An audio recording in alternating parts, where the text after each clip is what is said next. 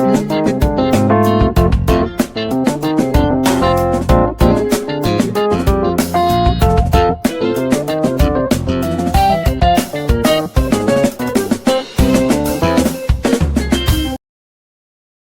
everyone, you are welcome to Anchor Network where you get reliable and authentic news that are so crucial to you. I say big thank you to everyone who has been part of this channel and who has taken time to subscribe. And if you are yet to subscribe, I say please click the red subscribe button and also the bell icon. The bell icon will allow you to get notified anytime we publish any news. Pastor Bakare reveals how Osinbajo's troubles will end. The General Overseer of the Lateran Assembly, Tunde Bakare, has said that Vice President Yemi Osinbajo will have the last laugh over his present travails in the presidency. He said Osinbajo will overcome his current travails.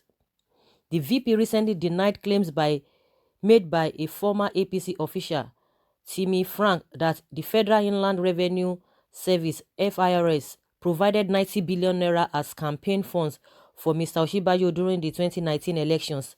Bakare backs the vice president, saying he found the allegation difficult to believe. Vice President Osinbajo will have the last laugh. You think I am stupid, except he has violated his oath, he added. Bakare also said that a trending video of him saying he will become Nigeria's next president was merely an expression of his aspiration. He also pointed out that the video is 7 months old, adding that what God showed him was his personal business. He had a right to aspire to the highest office, adding, "It is the true expression of my political ambition. What God has shown me is my private ambition," Bakare said. So guys, that is why we really need to be careful about all these people that always make statements, whether they call themselves, a public figure, or they call themselves a pastor or religious leader, and so on and so forth. In that video, he was saying it with all manner of confidence that after Buhari, he will be the next person. He will be this, he will be that. Really, like what he said, that it is private. Whatever God has told him or shown him is his private business. If really is your private business, then why is it in the public domain? Why were you telling your congregation in the first place? Why announcing it to your congregation in the first place? Or do you think your church or the church is a private thing? And most of the time, they televise their programs for people to see. And of course, yes, he knows quite all right that whatever he says there is going to go out, because even he wants people to be listening to him. You cannot come out and be saying such a heavy or weighty statement, making that weighty statement, and you expect people not to react, or you expect people not to know about it. If it is secret, it shouldn't have even come to the front of your congregation, let alone you are on the pulpit, you are preaching. The video is all over the place. Now he's trying to trivialize the whole thing, saying it is the expression of his ambition, and you are saying God showed you. And if God has shown you, then it is not, it's your private business. If it is your private business, you shouldn't have brought it to the public. That's why I said we need to be careful about all of these people. You need to be careful, irrespective of what they call themselves, because they call themselves this and this and that. It is only God knows who is who. Somebody can come and tell you, oh, God called me, God did this and that. You were not there when God called you, but you need to be careful with some of the statements they make most of the time. I don't know whether you just wanted to make his congregation feel good, because they were shouting, oh, this, that is it correct. You could see the excitement in them. Maybe that was what you wanted. Those are the things that they will be saying most of the time. At the end of the day, they might not mean it. It might not really be that God that told them. And now you are trivialize to trivialize the whole thing, that it is your personal ambition. It is the expression of your aspiration. It is God that told you about that. Now you are trivializing the whole thing, that is nothing. Then why did you bring it to the forefront? Whether you made the video now or you made it before, the truth of the matter is that, thank God he didn't say it's a doctored video. You made the video, he's confirming that he did the video, because whatever you say 10 years, 100 years ago, it will still stand. People will still go by what you say. It is not the time you said it or when you did not say it. That is not what we are talking about. Whatever the time you made that video, it's inconsequential. What is important is that what you said. Now he's trying to bring Osinbajo's case. into the whole thing.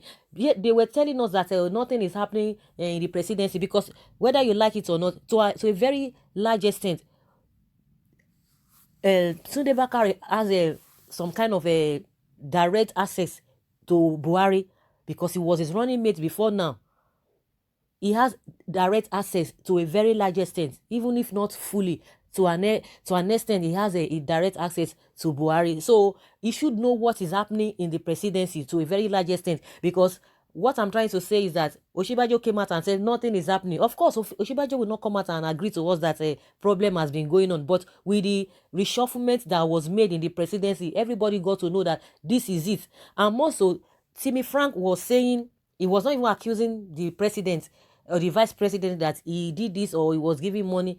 He said the reason why that reshufflement came to being in the presidency or happened was as a result of, from a reliable source from the presidency, said it was because Osinbajo did some things, as in he didn't take some permission before doing some things or whatever, because it's as a result of that money collected from the FIRS, the 90 billion naira. So it is not because of a presidency in 2023 that, even if they are talking about somebody who is going to be the president in 2023, it's not going to be Osinbajo, because Osinbajo is not even close to people who are already in line for that position. So that one can just be a kind of cover up. That the real thing is the FIRS saga money. They are going to resolve that within themselves. But he was just trying to differentiate the reason why this whole thing is coming up. But that being said, is the confirmation from Tunde Bakare now is that something is wrong with everything in that Aso Villa. You can imagine the president's wife. He's not there for 2 months now, and there's a lot of insinuations. All those insinuations, all those rumors, because in every rumor there's elements of truth. They will come and deny it.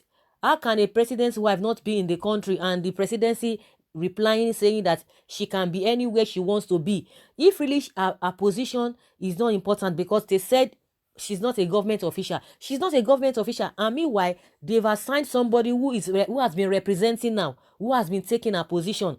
One Dr. Hajo or Dajo or something. She has been, representing the first lady in most of the programs that have been happening. So if really she's not a government official or her position is not important, why then somebody representing her? Because her position is very, very crucial. Whether you say she's not a public or she's not a government official, all those those statements are really inconsequential. So what I'm trying to say is that for the president's wife not to be there, they would still deny all of this, but at the end of the day, we'll find out that that is just the reason why she's not there, because she has not, because everybody cannot even try to separate what is happening, her absence in a Aso Villa, with what she has been saying about Kaba and Kaba, that she's not even interested in what has been happening in the presidency, or she's not happy with what has been happening, because some people have hijacked the presidency and her husband is not in control. She has been saying it over and over again. So if she's not there, you don't expect people not to put one or two things together. It is normal. So what I'm trying to say is that for Osinbajo to come and be saying, oh, there's nothing wrong, of course he will not come and say these are the reasons or these are the things happening, because it's going to be a disgrace or a big blow on his own side. So coming back to what this man is talking about, Tunde Bakare is just trying to divert attention. In my opinion, that is just the way I see it. Try to divert attention and trivialize what he said about the video, because you said the video, that video is not supposed to be your private business. If really it's your private business, you wouldn't have come to your congregation and be telling them just to excite them, just to make them feel good, just to make maybe just trying to hype himself before his congregation. If you really don't want that thing to happen, you shouldn't have even come out in the first place. If you know that you are not even interested, or it is not a big issue. And I'm sure it was because people have really reacted so strongly because of what is happening in Aso Villa. People are talking about that is happening in Aso Villa, and immediately that video came out. And like I said, to a very large extent, he has some kind of relationship with Buhari, because they've worked together before now. So people are trying to put two or three things together, one or two things together. That could it be that they wanted to replace Osinbajo with a Bakare, and that's why it's trying to trivialize the whole thing. So guys, that is just my opinion concerning what Tunde Bakare is saying, that very soon the Osinbajo's trouble will end. The travail is facing now in Aso Villa, everything will come to an end. So I don't know what you guys think about what Tunde Bakare is saying with all this talk here and there. I would like to hear from you guys what you think, what your opinions are concerning the statements he has made. Someone say, don't drag God into your selfish ambition. The function of minister of God is to rebuke bad governance, not becoming a politician. What a worldliness. Someone say, this man is very wise. Yoruba business pastors everywhere. When a prophet begins prophesying his personal political ambition, then he is no longer in the business of God, but serve.